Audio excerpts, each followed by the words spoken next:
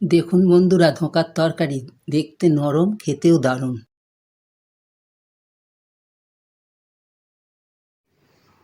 নমস্কার বন্ধুরা, আমি লক্ষ্মী।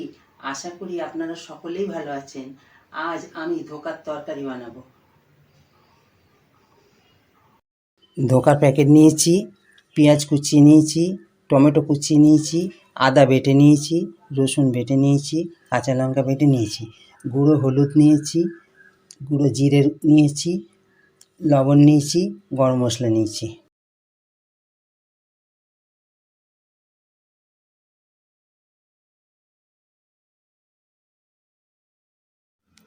আলুটা আমি সিদ্ধ করে নিয়েছি। কড়া বসালাম, কড়ায় একটু জল দিলাম,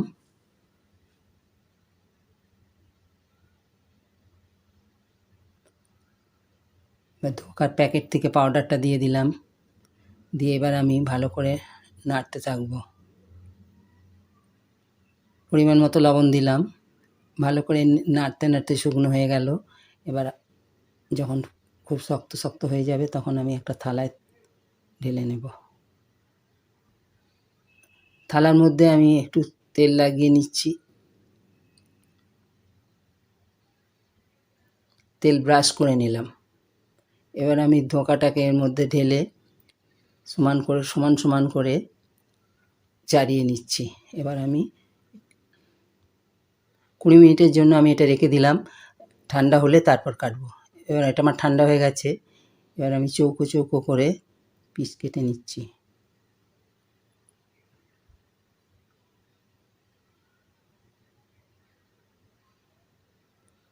আমার পিস কাটা হয়ে গেছে।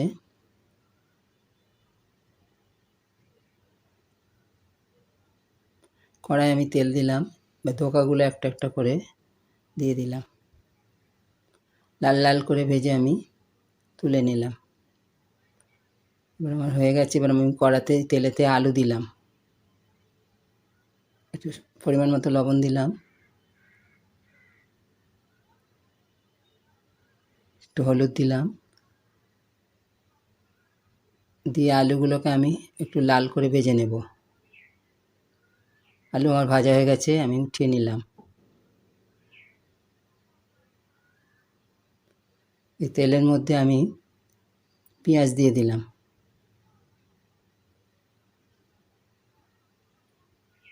পেঁয়াজ আমার ভাজা হয়ে গেছে। এবার আমি টমেটো দিলাম,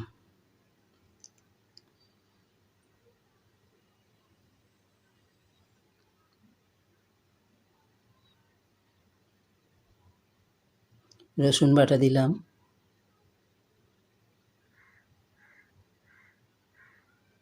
দিয়ে একটু নেড়ে চেড়ে নিলাম। আদা বাটা দিলাম,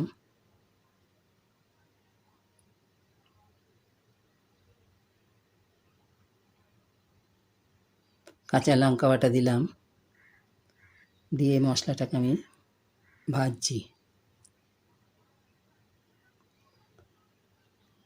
জিরের গুঁড়ো দিলাম,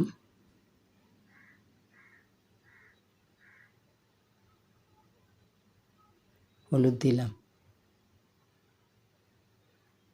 ভালো করে মিশিয়ে নেব। এই মশলাটাকে আমি কষিয়ে নেব। মশলা আমার কষানো হয়ে গেছে। এবার আমি ভাজা আলুগুলো দিয়ে দিলাম।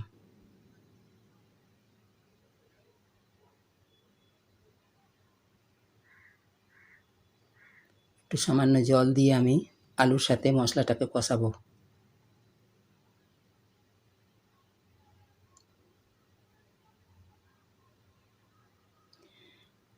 আলুর সাথে মশলাটা আমার কষানো হয়ে গেছে।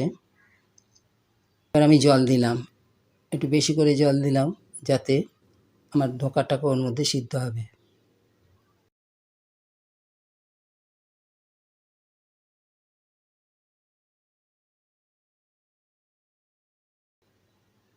এবার আমি ঢাকা দিলাম 5 মিনিটের জন্য। 5 মিনিট পরে ঢাকাটা খুললাম। এবার আমি ভেজে রাখা ধোঁকাগুলো দিয়ে দিলাম। এবার স্বাদ মতো লবণ দিলাম,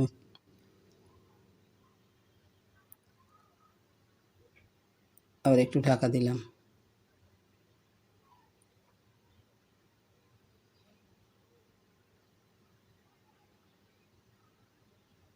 ঢাকা খুললাম,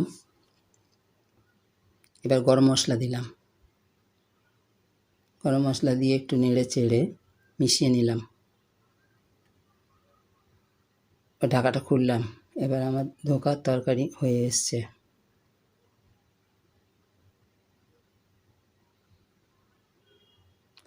দেখুন বন্ধুরা, ধোকার তরকারি কত সুন্দর হয়েছে। এরকম আপনারা ঘরে বানিয়ে গরম ভাতের সাথে খাবেন, খুব ভালো লাগবে, দারুণ লাগবে।